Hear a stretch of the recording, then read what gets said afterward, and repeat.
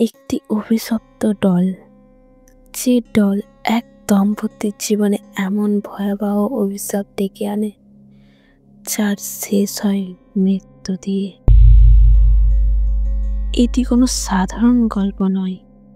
এই গল্প শোনার পর হয়তো আপনার ঘরের একটা পুতুলকেও নতুন চোখে দেখবেন। সকলকে নমস্কার জানাই, আশা করি সকলে ভালো আছেন। আমি রুহি, শুনছেন কালো বিড়াল। এখানে বলা হয় সেই সব সত্য ঘটনা যা শোনার পর রাতের ঘুম উড়ে যায়। আজকের ঘটনাটা আমাদের পাঠিয়েছে ইনস্টাগ্রাম থেকে পিউ। শুরু করছি আজকের ঘটনা। রাহুল আর মৌ দুজনে খুব ভালোবাসার দম্পতি, কিন্তু তাদের সংসারে একটাই শূন্যতা, একটি সন্তান। ডক্টরের কেবিনে দাঁড়িয়ে মৌ কাঁদতে কাঁদতে বলেছিল, রাহুল, আমি কি কোনোদিনও মা হতে পারবো না? রাহুল তাকে জড়িয়ে ধরে বলে, তুমি দুশ্চিন্তা করো না, সব ঠিক হয়ে যাবে। রাহুল তার মন ভালো করার জন্য মৌকে বলে, চলো আজকে একটু বাইরে বেরিয়ে আসি। মৌ একটু হাসলো। তারপর দুজনে সন্ধ্যেবেলায় বেরিয়ে গেল এক পুরনো বাজারে। বাজারের শেষ মাথায় একটা অন্ধকার পুরনো দোকান। ধুলো জমা সেলফগুলোর মাঝে একটা ডল পড়েছিল। পুরনো লেহেঙ্গা, কাঁচের চোখ, ঠিক যেন জীবন্ত।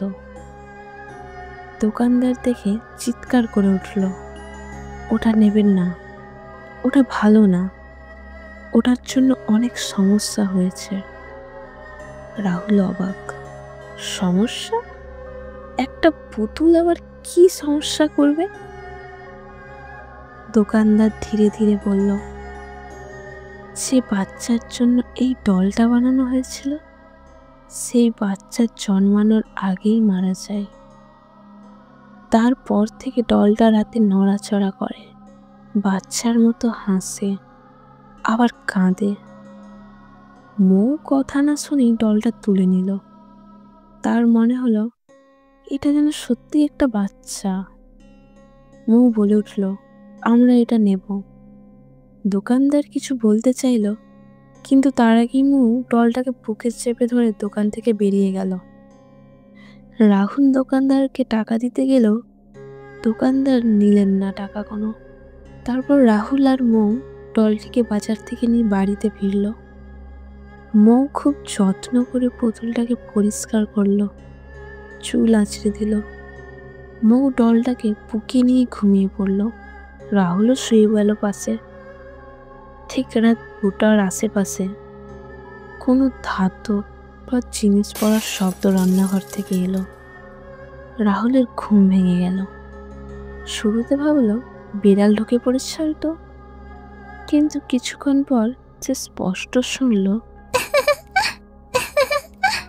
এই হাসিটা মানুষের না, না বাচ্চার, বরং কোনো ছোট্ট পুতুলের মতো। রাহুল চমকে উঠে বসে লাইট জ্বালালো, আর লাইট জ্বালানোর সঙ্গে সঙ্গে তার বুক কেঁপে উঠল। মৌয়ের কোল খালি, ডলটা নেই।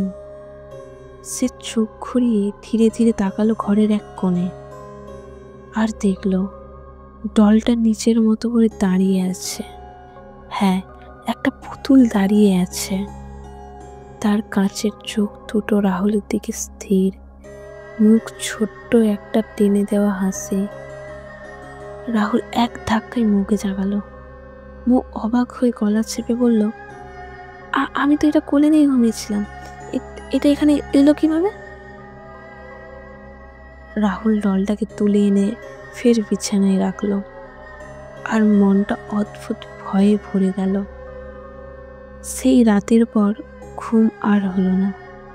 ছোট ছোট পায়ে দৌড়ানোর শব্দ, কখনো হালকা হাসি, কখনো আবার চেয়ারে কুকিয়ে ওঠা, কিন্তু ডলটা যেন সবসময় ঘুমিয়েই থাকে। সকাল পর্যন্ত দুজনে ভয়ে ভয়ে কিছু আর বলতে পারল না। মৌ সারাদিন ডলটাকে কোলে করে ঘুরল, যেন সে সত্যিই তার সন্তান।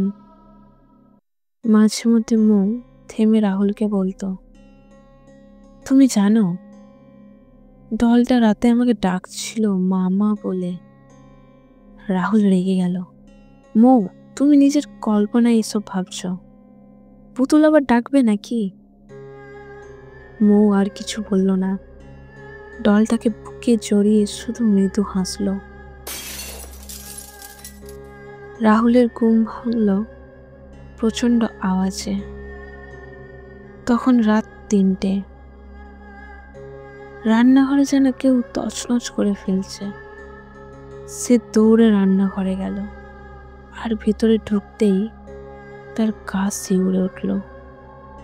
মেঝেতে সব প্লেট গ্লাস ভাঙা, দরজায় লম্বা নখের দাগ, আর মাঝখানে ডলটা বসে আছে, তার 2 হাত রক্তে মাখা, গ্লাসের টুকরো ধরে, আর মাথাটা ধীরে ধীরে ঘোরালো রাহুলের দিকে। ওই মুহূর্তে মনে হলো ডলটার চোখ দুটো কাঁচের না, জ্বলন্ত আগুনের মতো।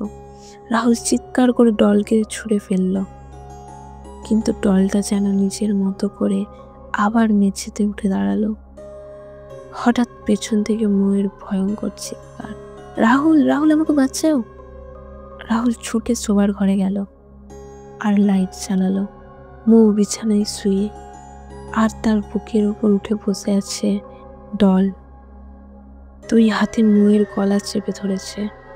মৌ চোখ উল্টে গেছে, শ্বাস বন্ধ হয়ে আসছে। রাহুল দ্রুত ডলটাকে লাথি মেরে ফেলে দিল। ঠিক তখনই পুরো বাড়ির লাইট নিভে গেল। অন্ধকারে শোনা গেল, আমি চাই মা, আমি চাই মা। তারপর হঠাৎ মৌয়ের কণ্ঠরোধ হওয়া একটা বিষাক্ত শব্দ। লাইট জ্বলে উঠতেই মৌ নিঃশব্দ পড়ে আছে, চোখ খোলা, ঠোঁট নীল, মুখে কালো দাগ। সে আর নেই। আর রাহুল খুব ভয় পেয়ে যায় আর দৌড়ে বাড়ি থেকে বেরিয়ে আসে। চিৎকার করে লোকজন জড়ো করে, তারপর বাড়ির ভেতরে নিয়ে যায়। আর তো সেখানে গিয়ে দেখে মৌয়ের মৃতদেহ পড়ে আছে, আর ডলটা অদৃশ্য। ডলটাকে কোথাও খুঁজে পাওয়া যায়নি।